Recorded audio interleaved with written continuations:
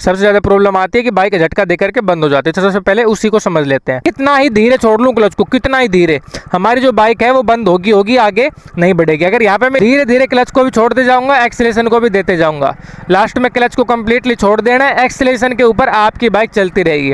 राम राम भाइयों, एक बार फिर से स्वागत है आप सभी का आज की इस नई वीडियो में। उम्मीद करता हूँ आप सभी अच्छे होंगे। आज की वीडियो में हम एक ऐसे टॉपिक के बारे में सीखने वाले हैं जो अकेला टॉपिक बिगिनर की काफ़ी सारी प्रॉब्लम्स को दूर कर सकता है। चाहे वो बाइक को आगे बढ़ाते टाइम बाइक का बंद होना हो, गियर चेंज करते टाइम बाइक में झटका लगाना हो, या फिर हमारे बाइक के इंजन का इंस्टॉल करना हो, और भी ऐसी बहुत सारी प्रॉब्लम आज हम सीखने वाले हैं।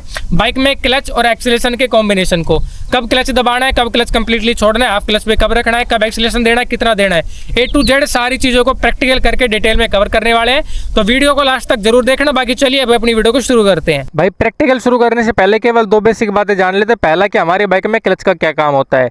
जब भी हमें बाइक में कोई भी गियर चेंज करना हो, चाहे वो अप शिफ्ट करना हो, चाहे वो डाउन शिफ्ट करना हो, चाहे न्यूट्रल से पहले गियर में जाना हो, चाहे चौथे गियर से दूसरे गियर में आना हो, कोई भी मूवमेंट अगर हमें गियर के साथ में करनी है तो हमें हमेशा क्लच को यूज में लेना है। क्योंकि जब हम क्लच को दबाते हैं तो हमारी बाइक का जो गियर बॉक्स होता है उसका कनेक्शन रियर व्हील जो होता है पिछड़ा टायर उससे हट जाता है, जिस दौरान हम हमारी बाइक में स्मूथली गियर्स को शिफ्ट कर सकते हैं। ना ही बाइक बंद होगी, ना ही बाइक में झटका लगेगा, ना ही हमारा इंजन जो है वो स्टॉल करेगा। अब बात करते हैं सेकंड की, वो है एक्सेलेरेशन। जितना जितना हम इसको क्लॉकवाइज घुमाएंगे हमारी बाइक की आरपीएम बढ़ेगी, हमारी बाइक की स्पीड बढ़ेगी। जितना जितना एंटी क्लॉकवाइज घुमाएंगे हमारी बाइक की जो गति है वो कम होती जाएगी। ये तो बेसिक सी चीज़ है, आपको पता भी होगा। अब एक चीज़ समझते हैं, फिर हम बात करेंगे कहाँ प्रॉब्लम आती है, कैसे प्रैक्टिस करनी है, कैसे सीखना है। ये जो क्लच है इसमें दो पॉइंट से समझेंगे। सबसे पहला तो जैसे अभी मैंने क्लच को कम्प्लीटली छोड़ रखा है, ठीक है, ये तो पहला पॉइंट हो गया। दूसरा, अब मैंने क्लच को कम्प्लीटली दबा रखा है। जब मैं क्लच को कम्प्लीटली दबा करके रखूँगा तो मेरी बाइक आगे नहीं बढ़ेगी। चाहे मैं एक्सेलेरेशन ज़्यादा दे लूँ, कम दे लूँ, किसी भी गियर में बाइक को रखूँ, अगर मैंने क्लच को कम्प्लीटली दबा रखा है तो मेरी बाइक बिल्कुल भी आगे नहीं बढ़ेगी, ठीक है। और या फिर अगर मैंने न्यूट्रल गियर लगा रखा है तो भी मेरी बाइक में चाहे मैं क्लच छोड़ दूँ, एक्सेलेरेशन दूँ, कुछ भी करूँ, मेरी बाइक आगे नहीं बढ़ेगी। दूसरा पॉइंट इसका, हमने क्लच को कम्प्लीटली छोड़ रखा है। अगर आपकी बाइक न्यूट्रल में है तो कोई फ़र्क नहीं पड़ेगा अगर कंप्लीटली क्लच को छोड़ रखा है। अगर आपकी बाइक स्टार्ट है और किसी भी गियर में है और आपने क्लच को कंप्लीटली छोड़ रखा है तो आपकी जो बाइक है वो आगे बढ़ती रहेगी, चलती रहेगी, ठीक है। अब इन दोनों के बीच में आता है एक बाइटिंग पॉइंट, जिसको हम बोलते हैं जहाँ से हमारी बाइक आगे बढ़ना शुरू करती है। देखो, अब हमें क्या करना होता है, न्यूट्रल से पहले गियर में बाइक को लगा करके आगे बढ़ाना पड़ता है, चलाना पड़ता है। सबसे ज़्यादा प्रॉब्लम आती है कि बाइक झटका दे करके बंद हो जाती है। तो सबसे पहले उसी को समझ लेते हैं। हमें धीरे धीरे बाइक के क्लच को छोड़ना होता है। एक पॉइंट के बाद हमारी बाइक आगे बढ़ना शुरू करती है। वो ना तो ऐसे है कि लास्ट में होता है और ना वो ये कि बिल्कुल हल्का सा छोटा तो हो जाता है। और अगर ऐसा है आपकी बाइक में तो भाई फिक्स करवा लेना, वो क्लच लीवर जो आपको एडजस्ट नहीं है सही से, ठीक है। वो पॉइंट हमें समझना होगा, उस पॉइंट की अच्छे से प्रैक्टिस करनी होगी, क्लच को धीरे छोड़ने की प्रैक्टिस करनी होगी। और जैसे हमारा बाइटिंग पॉइंट तक क्लच छूटे वहीं से हमें स्मूथली एक्सीलरेशन देने के लिए प्रैक्टिस करनी पड़ेगी। इतना ही है, इसके अलावा कुछ नहीं है। अब इन चीज़ की कैसे प्रैक्टिस करनी है, कैसे समझना है, अपनी बाइक में कैसे नोटिस करना है, क्योंकि सब बाइक में अलग अलग एडजस्टमेंट होती है, सब बाइक का अलग अलग सिस्टम होता है। मैं आपको बता देता हूँ। सबसे पहले अपने बाइक को स्टार्ट करना, किसी भी खाली जगह को चुनना, किसी भी प्लेन जगह को चुनना, न्यूट्रल में अपनी बाइक को लगा लेना, सेल बटन दबा करके किक लगा करके कर लेना स्टार्ट। अब यहाँ पे आपको पहली प्रैक्टिस में बिना एक्सेलेरेशन दिए बाइक को आगे बढ़ाने के लिए ट्राई करना है, जिससे क्या होगा, आपको ये जो बाइटिंग पॉइंट जिसको बोलते हैं ना, उसकी अच्छे से प्रैक्टिस हो जाएगी। देखो करके दिखाता हूँ। क्लच दबाना, पहला गियर लगाना, ना कोई पीछे है ना कहीं पे है, मैं बिल्कुल धीरे धीरे क्लच को छोड़ दूंगा, बिना एक्सेलेरेशन के भी हमारी बाइक आगे बढ़ेगी। देखो यहाँ पे, देखो अब नोटिस करो, यहाँ पे ना तो मैंने क्लच को कंप्लीटली छोड़ रखा है ना दबा रखा है, हल्का सा कर रखा है, और पैर देखो मेरे ऊपर है और हमारी बाइक आसानी से आगे बढ़ रही है। आप अपनी बाइक के हिसाब से इसको नोटिस करोगे, बिना एक्सेलेरेशन के भी आपकी बाइक आगे बढ़ेगी। देखो पैर मेरे ऊपर दिख रहे हैं। इस चीज़ की आपको अच्छे से प्रैक्टिस करनी है। मतलब ये जो बाइटिंग पॉइंट है ना, यहाँ पे आपको क्लच को होल्ड करके रखना है। जहाँ तक भी मेरा बाइटिंग पॉइंट आया था, यहाँ पे क्लच को होल्ड करके आपको चलाने के लिए प्रैक्टिस करनी, जिससे आप इस चीज़ को नोटिस कर पाओगे, आपको पता रहेगा कि आपकी बाइक में बाइटिंग पॉइंट कहाँ पे है। जब आपको इस चीज़ की अच्छे से प्रैक्टिस हो जाए तो आपको क्या करना है, अगली बार में एक्सेलेरेशन देना शुरू करना है, ठीक है। ये मैं अब मेन चीज़ बताता हूँ आपको कि कैसे आपको स्मूथली बाइक को चलाना है। ये तो होगी प्रैक्टिस की बात।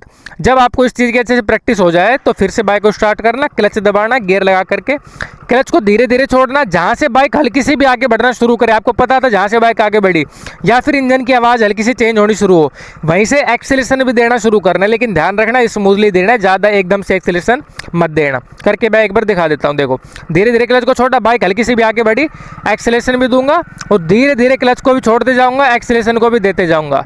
लास्ट में क्लच को कंप्लीटली छोड़ देना है, एक्सेलेरेशन के ऊपर आपकी बाइक चलती रहेगी।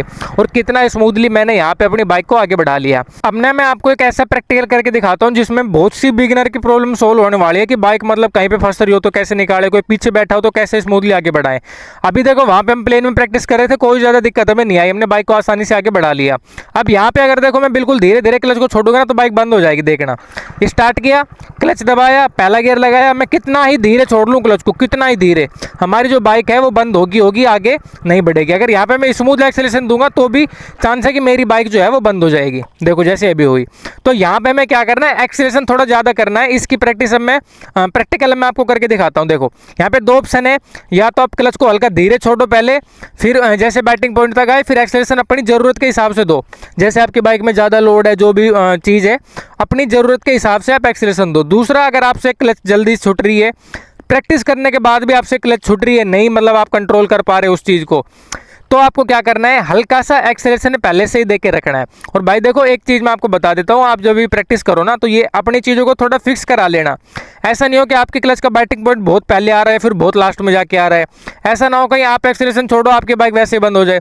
अगर ये प्रॉब्लम है ना तो भाई थोड़ा बहुत ज़्यादा चैलेंजिंग आपके लिए हो सकता है बाइक को ऐसे मतलब क्लच एक्सेलेरेशन के कॉम्बिनेशन को सीखना। तो इन चीज़ों को कम से कम फिक्स करा लेना। भाई बस मैकेनिक को थोड़े रुपए देने हैं, वो अपने आप कर देगा इन चीज़ों को भी।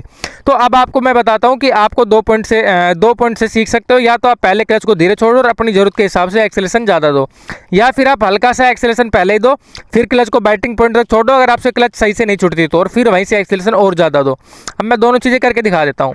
पहले हम मतलब अपनी जरूरत के हिसाब से एक्सेलेरेशन देंगे, क्लच दबाया, पहला गियर लगाया, धीरे धीरे क्लच को छोड़ूंगा, मेरे को पता है इसके बाद मेरी बाइक का बैटिंग पॉइंट आएगा। देखो अब जैसे मैं इसको और आगे करूँगा ना, इंजन की आवाज़ चेंज होगी। देखो दिख रही है, हल्की सी बाइक आगे बढ़ रही है। अब यहीं पे अगर मैं होल्ड करके रख के भी एक्सेलेरेशन दूंगा तो भी मेरी बाइक आगे बढ़ जाएगी। देखना क्लच यहीं पे होल्ड है, एक्सेलेरेशन दिया और देखो कितनी आसानी से मेरी बाइक आगे बढ़ चुकी है। देखा आपने, आवाज़ देखी इंजन में से कि हाँ भाई बाइक पावर आ रही है बाइक पावर में, और आसानी से यहाँ से मेरी बाइक निकल जाएगी।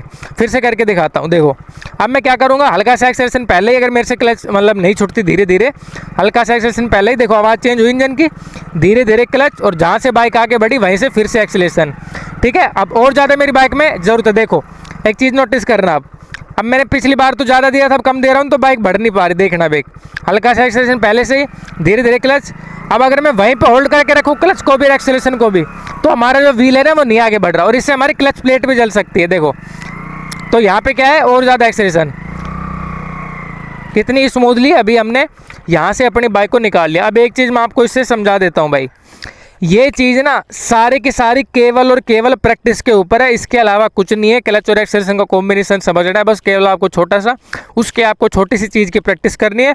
बाइक चलाना बहुत आसान है भाई, मैं सच बता रहा हूँ। आप केवल प्रैक्टिकल करके देखो, प्रैक्टिस करके देखो, आपको ये चीज़ खुद समझ में आ जाएगी। बाकी अब बात करते हैं कि गियर वगैरह को हमें कैसे स्मूथली शिफ्ट करना है क्लच एक्सेलेरेशन के कॉम्बिनेशन को।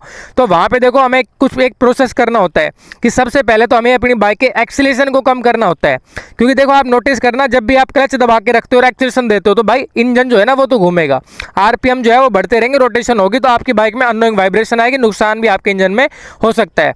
तो आपको सबसे पहले गियर को चेंज करते टाइम एक्सेलेरेशन कम करना होता है, फिर फटाक से क्लच दबा करके गियर लगाना होता है कंप्लीटली, फिर चलती बाइक में आपको क्लच भी छोड़ना होता है और एक्सेलेरेशन भी देना होता है। लेकिन यहाँ पे आपको ना एक छोटी सी हेल्प मिल जाती है कि आपकी जो बाइक है वो जल्दी से बंद नहीं होती जब चलती रहती है, जब मूवमेंट में रहती है, तो वहाँ पर इतनी दिक्कत नहीं आएगी। लेकिन अगर आप सही से सीखना चाहते हो गियर को चेंज करना बिना इंजन में किसी नुकसान के, अगर आप सीखना चाहते हो तो भाई मैं फुल वीडियो का लिंक डिस्क्रिप्शन में डाल रहा हूँ। मैंने बिगिनर को प्रैक्टिकल करके सिखाया है, आप आसानी से वो चीज़ भी सीख जाओगे। क्योंकि इस वीडियो में तो बहुत ज़्यादा बड़ा ये वीडियो हो जाएगी, शायद आप ना सीख पाओ। बाकी उम्मीद करता हूँ ये वीडियो आपको अच्छी लगी होगी। ऐसी और इन्फॉर्मेटिव वीडियो अगर आप देखना चाहते हो तो कमेंट बॉक्स करके बता देना। चैनल को कर लेना सब्सक्राइब, वीडियो को कर देना लाइक अगर आपको अच्छी लगी तो। Thanks for watching.